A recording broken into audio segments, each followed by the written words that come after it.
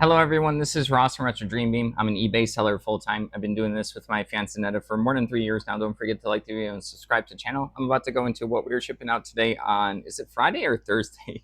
It's Friday. It's Friday. Wow. All right. I'm always losing track of days. eBay can be just kind of like the same thing over and over again. So sometimes, one day feels similar to the next. All right. So the first thing right here, I'm going to go over into what we sold. It was kind of like, okay day. Not the worst, but not the best compared to like some of our good days.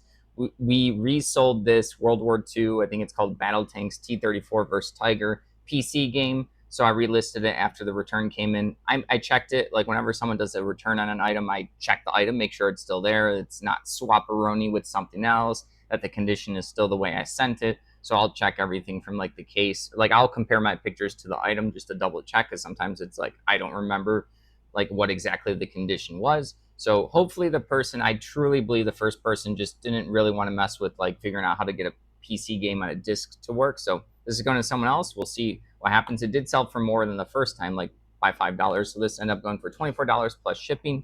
All right. It is kind of a risk to resell something like that. Next up is going to be this Warcaster Neo Mechana.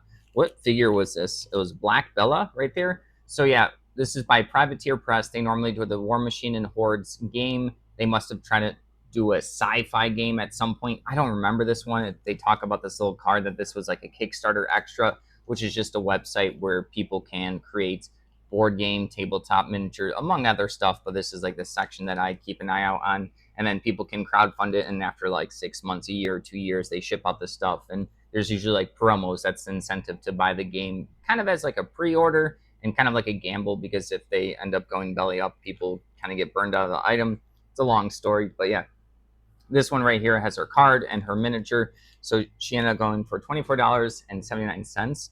That's going to repeat buyer, so that's interesting. All right, next up is going to be, where did I put it? It must still be in the bag. All right, it was this micro brew little card game in like a little dice bag. It looked like someone kind of handcrafted it. Maybe there's only like 100 copies of this particular game. I don't know if it was a Kickstarter or not. A lot of little tiny pieces where you're like, it was either brewing up a town or a potion or something like that.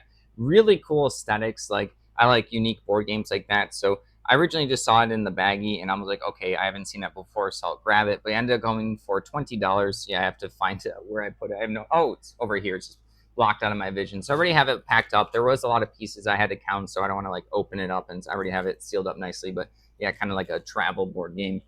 Next up is going to be From Star Wars to Indiana Jones, the best of Lucasfilms right here. This is going to be like, it's not a hardcover, but it's one of those trade back books right here.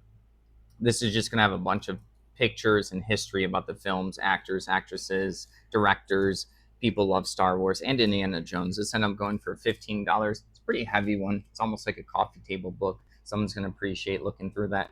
All right, so moving along, we have this vintage wooden jewelry box right here. Has like the little latch that opens up. It kind of has like an angled mirror. I'm not sure why. I guess to look at the face better. And then there's like little hooks and stuff to hang jewelry. So not something I would normally do. Definitely probably not something I would sell now, just because it takes up a lot of space and we're tighter on the space now. So, but Anetta will grab like the unique ones once in a while. She knows what to keep an eye out for. And sometimes they're just kind of like throw-ins and bulk buys from like storage unit flippers and stuff like that. So I'll still, like, if it's free, I'll still at least like take it. I don't like to throw away stuff. So this ended up going for $12. Nothing too crazy. I think we took a lower offer on this one, but probably because we knew it was going to free up some space.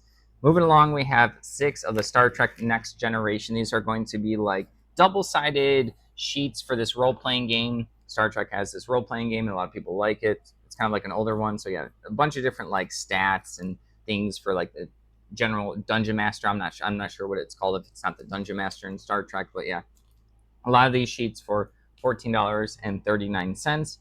Next up, we have these 18 British 25 millimeter metal miniatures. So we have a bunch of these infantry, and then we have some cavalry and horses. And then there was 2 of them that were really nicely painted. There's this one figure here on the horse, and then there's this one with the bayonet right over here. They're pretty well painted. But yeah, these end up going for $20. We like selling all of the metal miniatures, the military ones, the war ones. We do like super well. Honestly, it's probably like one of our better categories at this point. Next up, we're almost done here, is going to be Prizer. These are going to be trained village people. We got a bunch of these from like a train auction at some point, along with some tracks, and we sold most of the tracks. We sold a lot of the trains during Christmas last year. Some of them were going for like $100, $80. So like people love their train stuff. We've seen like big village setups throughout like basements and stuff at estate sales. So yeah, it's just only four of these little civilians. There's like, it looks like a police officer, two police officers, a sailor, and then like some kind of cart or something, like a wheelie cart. Not too sure what that last bit is. So this thing wasn't complete. But yeah, this ended up going for $7. Almost sold all of our prizer miniatures for the train stuff. I think that we only have like two more left. At one point, we had a whole baggie that I listed. All right, and then last up is Machina Arcana board game token bits and pieces. This is about like 200 just bits and pieces, so it's not like the full game, but people will spill stuff on their pieces and they want to replace them.